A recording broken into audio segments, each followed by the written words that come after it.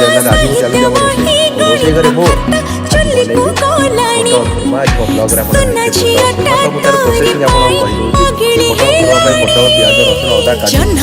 ଆପଣଙ୍କୁ କହିଦେଉଛି ପୋଟଳ ଖୁର୍ମା ପାଇଁ ପୋଟଳ